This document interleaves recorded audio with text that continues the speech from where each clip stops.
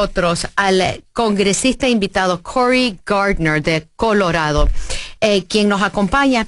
El congresista nos va a hablar sobre varias leyes que nos interesan muchísimo, que tienen que ver con economía, varias leyes que se han aprobado en el Congreso, y lo mencionábamos ayer, que están muertos de la risa esperando que el senador Harry Reid las tome en cuenta.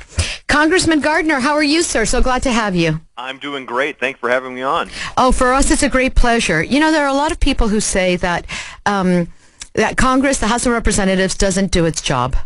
But the fact is that there are a number of bills that have been passed by this Congress, and a number of important ones with tremendous bipartisan support, which is just waiting for Senator Harry Reid to pick up and work on, and he does not. What is going on? There are dozens and dozens of bills that would create jobs and new opportunity for people around this country that Harry Reid has refused to bring up for a vote in the United States Senate. In fact, one of those bills is mine, and it's estimated that it would create 45,000 opportunities, 45,000 jobs, lift 45,000 people off of the unemployment rolls. It's shameful that Harry Reid is delaying. Is that the Small Business Capital Access? No, it's actually... Which one is it? The Domestic Prosperity and Global Freedom Act, which is a legislation that would increase energy activity in Colorado. And it had the support of 46. It had the support of 46 Democrats.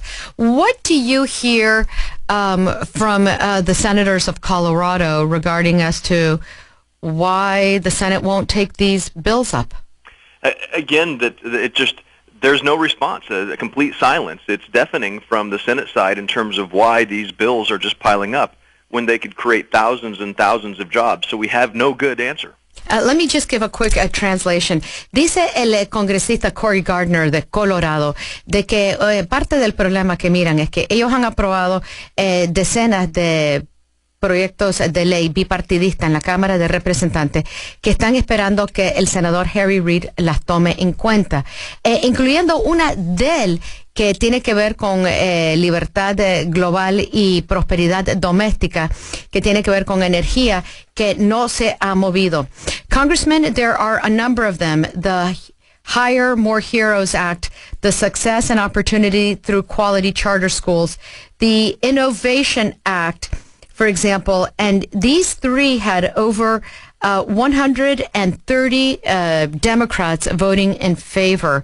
It's just astounding. There is a bipartisan voice on some issues in the House of Representatives. That's right. These are bipartisan bills, and they have not just a few Democrats, but a large number of Democrats supporting them.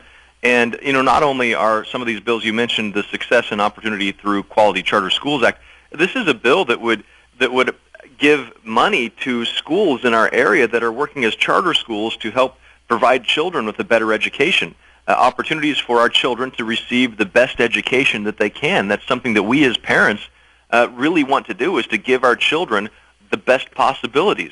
And the legislation that you mentioned on the Hire More Heroes Act, it makes sure that businesses aren't penalized when they hire veterans. Mm-hmm. And so these are good creating jobs and education opportunities that ought to be passed in the Senate. Hay varias leyes, uno que tiene que ver con los veteranos como the Hire More Heroes Act, y una que tiene que ver con educación, dándole más dinero, fondos públicos a las escuelas charter. Esta tiene el apoyo de 158 demócratas que se aprobó en la Cámara de Representantes, y la de los veteranos 183 demócratas, pero queda esperando. Congressman, we only have 2 minutes left. You co-sponsored a balanced budget amendment, and you're a great advocate for the Keystone Pipeline. The balanced budget amendment's not going to get picked up by the Democrats. What is stalling the Keystone Pipeline? I think you have a number of people who are out of touch with the mainstream, who are extremists when it comes to the environment, who don't want to move forward with the Keystone Pipeline. Again, the Keystone Pipeline would create good-paying jobs, not only where the pipeline is being built, good-paying construction jobs, but manufacturing and service opportunities in Colorado along with the Keystone Pipeline. So we would create thousands of jobs in Colorado if the Keystone Pipeline were to be built, but the Senate is right now paying, trying to pay off those extremists that are supporting them in the elections coming up.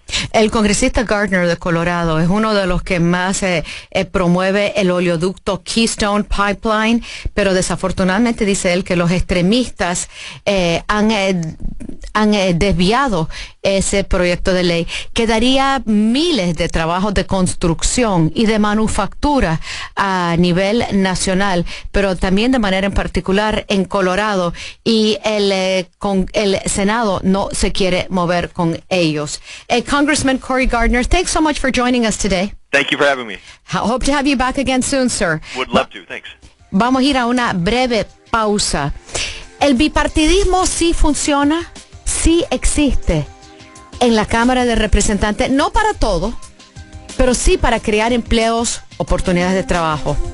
Desafortunadamente, ese espíritu bipartidista no existe en el Senado. Harry Reid, por favor, abre la mente un poco. Hay que ser bipartidista.